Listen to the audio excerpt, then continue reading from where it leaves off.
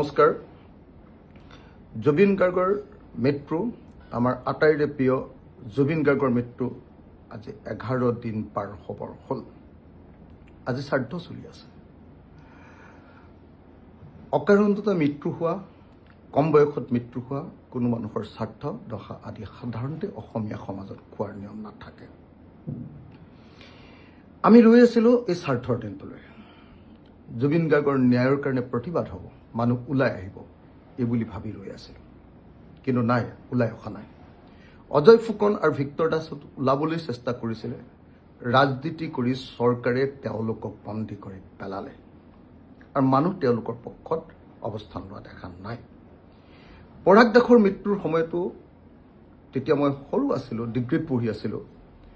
এনেকুৱা হুলস্থুল লাগিছিলে।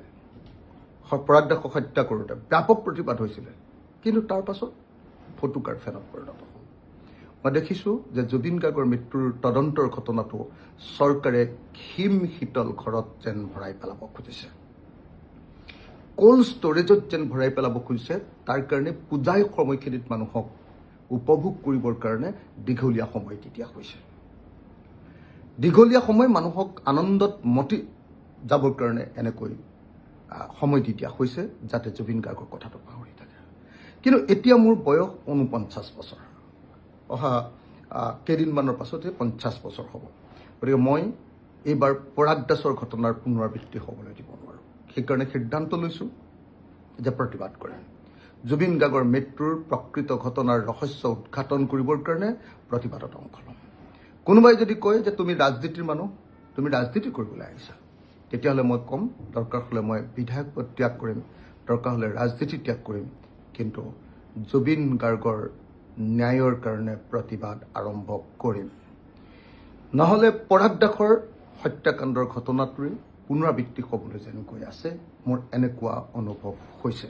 সেইকাৰণে প্ৰিয় জুবিনিয়ানসকল, জুবিনদাৰ অনুৰাগীসকল, আহক আমি সকলোৱে মিলি এক ব্যাপক প্ৰতিবাদ কৰি তোলোঁ।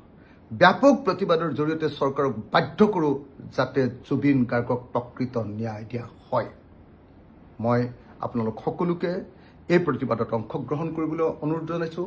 কি প্ৰতিবাদ হ'ব লাগে তাৰ মতামত দিবৰ কাৰণে অনুৰোধ জনাইছোঁ, আৰু কেনেকৈ প্ৰতিবাদ আগবঢ়াই যাব লাগে তাৰো মতামত দিবলৈ অনুৰোধ জনাইছোঁ। কিন্তু প্ৰতিবাদ হ'ব, প্ৰতিবাদ কৰিম। কাইলৈ পৰহিলৈৰ পৰা প্ৰতিবাদ আৰম্ভ কৰিবৰ কাৰণে মই নিজকে সাজু কৰিছোঁ আৰু আপোনালোকৰ পৰা সহযোগিতা আশা কৰিছোঁ। ধন্যবাদ। জয় অসম, জয় জুবিন দা।